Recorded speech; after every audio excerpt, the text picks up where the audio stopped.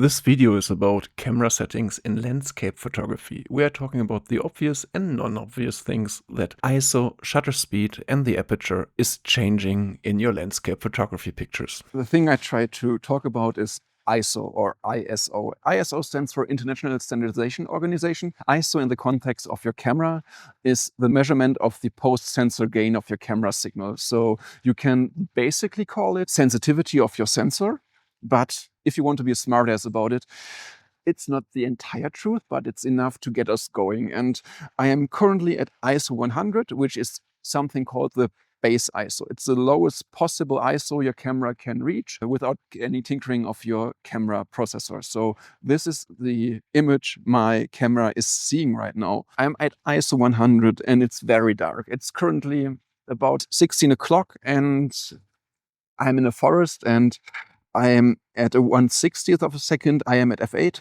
and you can't see anything. So the thing I'm doing now is increasing the ISO. I am pushing it to ISO 200, then I'm pushing it to ISO 400, then I'm pushing it to ISO 800. And you see the higher I'm getting, the higher my ISO becomes, the more of the image you can actually see. I'm now at ISO 1600 and the next step would be ISO 3200. And I'm getting less and less comfortable with the amount of noise that is being introduced to your image because ISO is changing three things in your picture. And the first thing, which is pretty clear, is the brightness of your picture, the exposure level of your picture. The second thing your ISO is changing on your picture is the noise level, because we are actually raising the signal of your camera. And if you are taking a picture of a very dark scene and you're raising the ISO, there's a lot of grain introduced in your picture, as you can see here. The third thing your ISO is doing is it is decreasing your dynamic range of the camera. So you have to outweigh the benefits of a brighter scene and a lesser dynamic range. And since this is a very dark scene and there are no very bright highlights, I can live with a lower dynamic range. Since we are here today to talk about camera settings, the picture I found isn't as visually appealing as I wish, but hey, we try to learn something today. And the increments I raised or lowered the ISO in were so-called stops. And in the photography world, one stop always equals twice the amount of light. Or if you raise the exposure by something called one stop, you increase the brightness of the image by 100%, or you decrease it by, I think you say 50%. You either double or halve the exposure of your image. And the difference between ISO 100 and ISO 200 is the same difference between ISO 1600 and ISO 3200. That being said, it's very important to understand the concept of stops because you can interchange the stops. For example, if you think that ISO 3200 is something that is too high to get a nice print, you can decrease your shutter speed by half. Now we're at 1/80th of a second. And after that, you can decrease your ISO by half, and now the exposure is exactly the same. And the reason why I'm getting away with reducing the shutter speed is because there's currently nothing moving in this direction. And I think I don't want to get any lower than 1/80th of a second. After this basic introduction to ISO, I take off my remote control. I actually hope you like this picture. After I showed you how I set up the camera and how the ISO works and why I chosen this particular ISO in this particular scene, I can't wait to talk a little bit more about shutter speed because it's very windy and I think the point I'm about to make is very clear.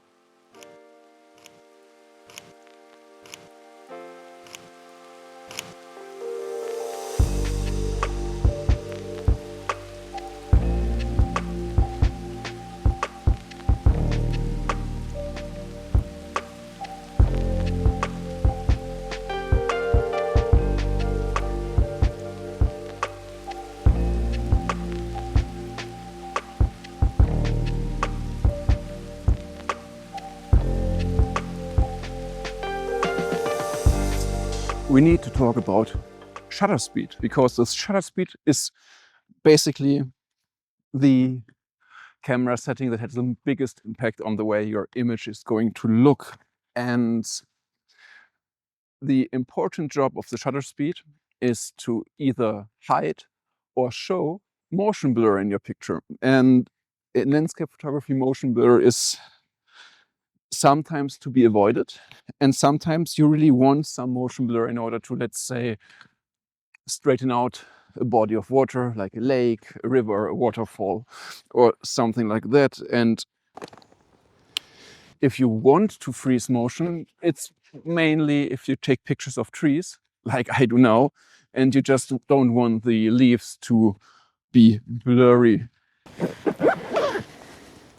In the last video I shot, you see how I tried to introduce motion blur by choice, and in this particular case, it didn't turn out the way I liked to. Shutter speed is your baseline for every other settings. I was using terms like a stop is a relative measurement of exposure, which means a stop can be 1 second, a stop can be a tenth of a second, depending on your settings. And the increments your camera settings are displayed at are something called a third of a stop. So no matter which camera setting you're changing, if you turn your dial by 3 clicks, you turn the exposure value by 1 entire stop. I am currently at 1 second. Now I press the button once, twice, 3 times, and now I'm at half a second. And I press it 3 times again. 1, 2, 3. Now I'm at a quarter of a second. And this is a concept you can get behind if you want to figure out how to change your exposure by a stop and you are not really able to do the math on the run, or you haven't really figured out how those aperture numbers are working out. Because if you go to your aperture and you want to open up your aperture by an entire stop, you just press the button 3 times. It's 1, 2, 3. 6.3 is an entire stop brighter compared to 9.0. Yeah, and I figured out I should focus my pictures if I want to take a sharp run. When I'm on location, I use my shutter speed as a ground basis for my other exposure calculations, because I either want to show motion blur or I want to hide it. And currently, I try to get those trees over there as sharp as possible, and I reduce the shutter speed to 1/20th of a second. The correct way would be to take a picture and check in the camera whether or not the picture is sharp. But since I'm running out of time, I need to hurry a bit. Okay, I stopped down to f5.6 because it's 2 full stops down from the open aperture of my 2.8 to 75mm lens. I start at 2.8, then I go to 3.2, 3.5, 4.0, 4.5, 5.0, 5.6. Now I stop down 2 whole stops.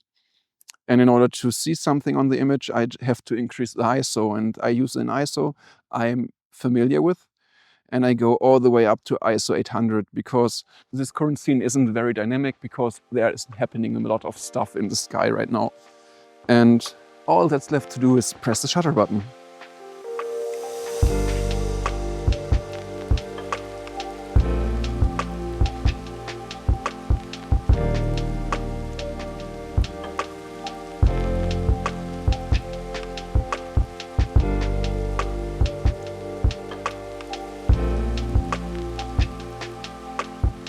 And the thing I don't really like about this picture is that I show a lot of the sky and there is not happening a lot. Now I'm just hurry up a little, take out my zoom lens and try to get those soft light in the trees.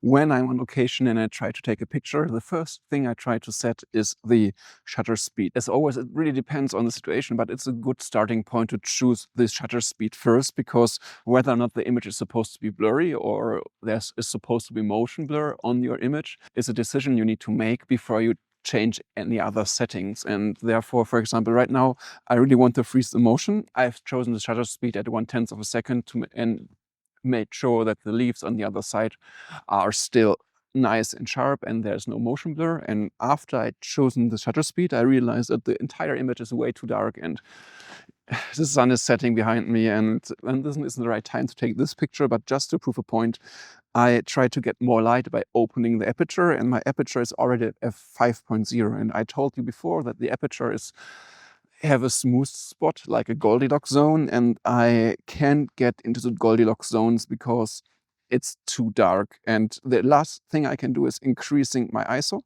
And when I increase the ISO, I exchange dynamic range with post-sensor gain of the image. I just brighten up the image.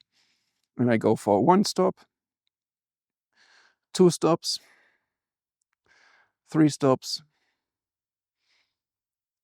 4 stops. And now I'm at ISO 3200. I raised the exposure by 5 stops. And now I get an evenly exposed and bright image. And by getting the camera settings right, I can go home with a nice picture.